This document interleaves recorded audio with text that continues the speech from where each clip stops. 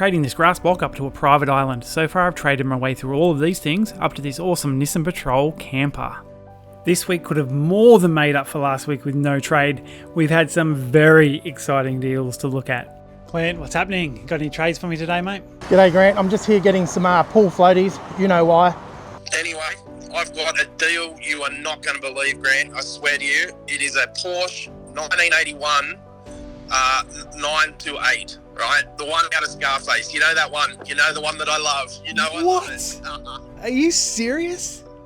Man, I'm not even kidding you. Look, this guy's all about doing the deal. I'm not exactly sure he knows what he's got, but I'm going to send you all the details now.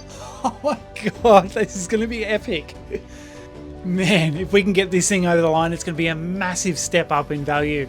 This thing only has 60,000 kilometres on it, and I've seen others online going for upwards of $85,000 with heaps more kilometres.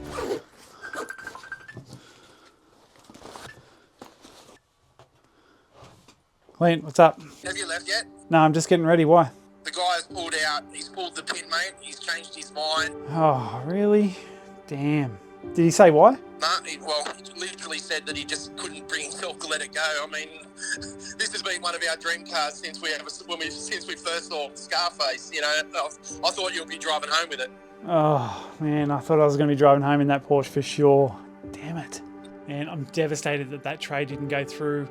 Not only because it's a big step up in value, but I've dreamed of having a Porsche, a black Porsche especially, ever since I was a little kid. Maybe one day. I've got to remind myself too that the end goal is the island and not to get attached to these items along the way. Otherwise, I'll just never get there. Anyway, moving on, we'll get another good trade soon. We always do.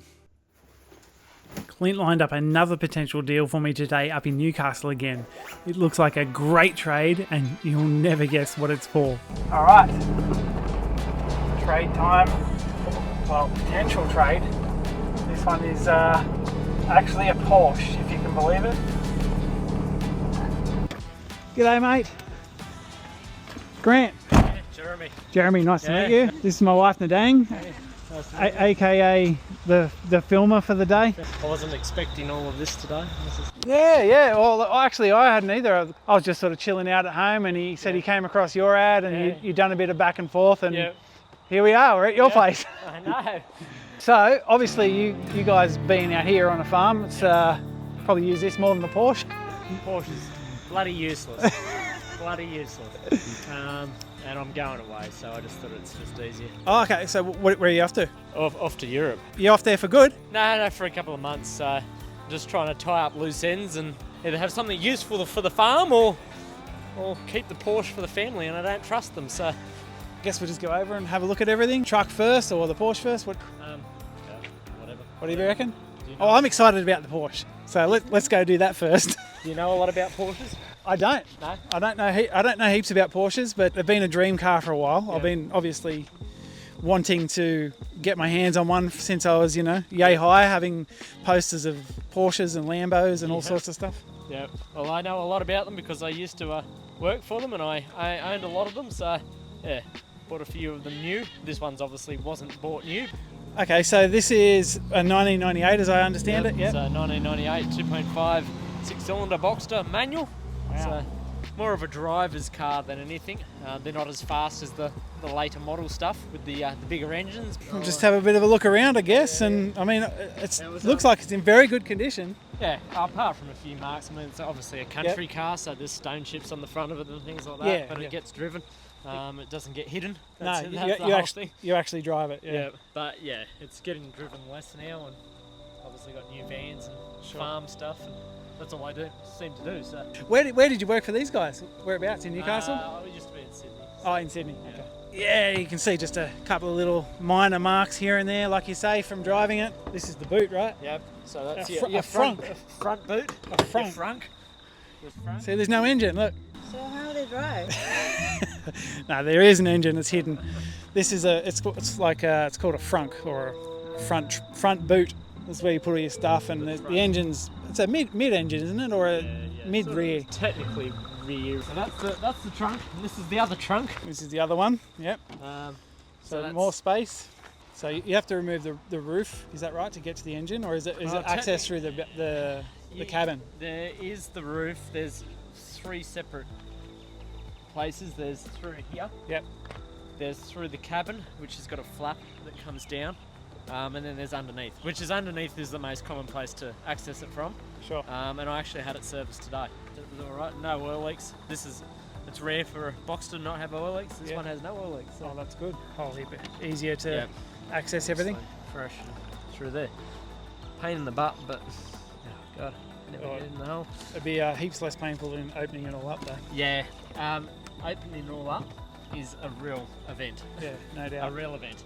Jeremy gave me a rundown of all of the features inside the car, as well as how to put the roof up and down, which is obviously important. How's it for water? Watertight. No leaks at all? Nah. Not going to get a little shower, surprise shower. No showers. No showers.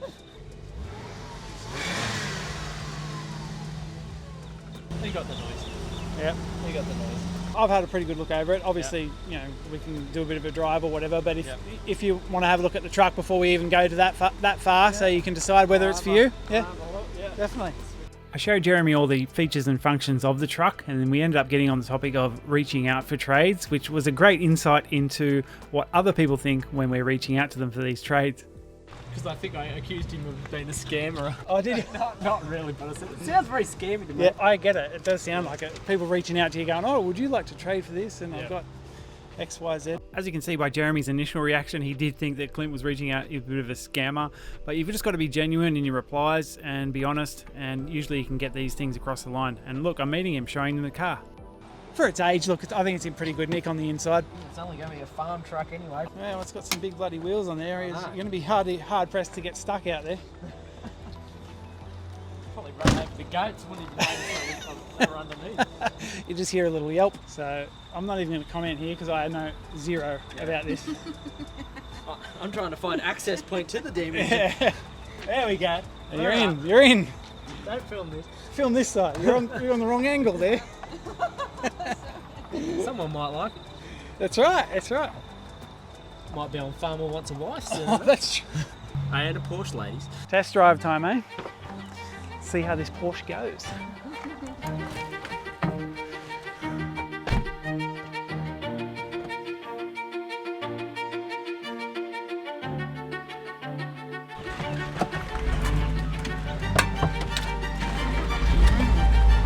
Wow, Porsche. All right, I think we're good. Jeez, Porsche, eh? I didn't think I'd be driving a Porsche anytime soon in this challenge, but here we are. Very different, isn't it? A bit different to that truck, that's for sure. It's a nice little car. Yeah, it's a cool little car. Can we keep it? Can we keep it? Of course, every time. How do you feel? From block of glass. Block of grass all the way up to a possibly a Porsche. Hopefully that test drive's going well up there. Otherwise I definitely won't be even taking this home, so. Nice car. Nice car. Yeah, I like the interior, eh? It's definitely got that race car feel about it. She's definitely a nice little car. We went and had a quick look around Jeremy's farm when we got back from the test drive, while Jeremy tested out the four-wheel drive features on the truck. I'm just hoping the truck performs the way that he's expecting, because this deal might be dead in the water if it doesn't. Jeremy seemed pretty reluctant after finishing the test drive, which actually had me a bit worried about losing this Porsche deal too. So what are your thoughts? What do you reckon? It's hard to always give away my beloved Porsche for a tanky, large, oversized patrol.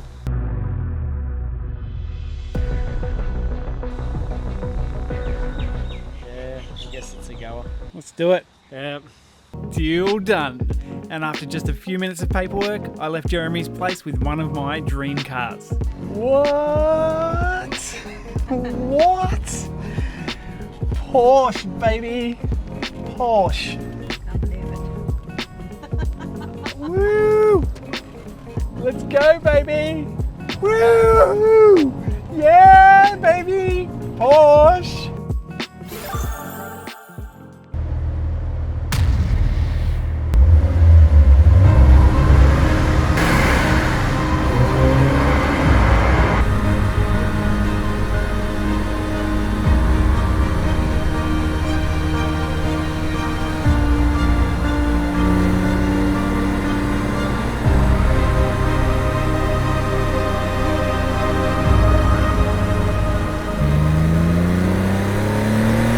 Okay, so what's the Boxster worth?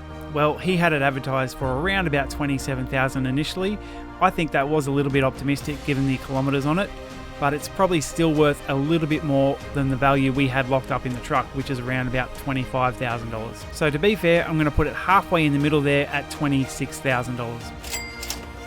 And to be honest, this is more of a passion swap than anything. I've always wanted a black Porsche, so that definitely got the better of me. It's even got the tan interior. I just couldn't go past it. It's one of my dream cars. I've always dreamed of having one of these cars. So I had to do it. Even if I only get to drive this thing around for a couple of weeks, I'll be happy. But I won't be keeping it. Obviously, it is a beautiful car, but it's still got to go towards the island. So we've got to start looking for new trades. But the Porsche, I got a Porsche Boxster, baby. Yes! Click here to watch another video. YouTube thinks you're really going to like it. And if you're into the videos and you want to support the channel, join our community and connect with us.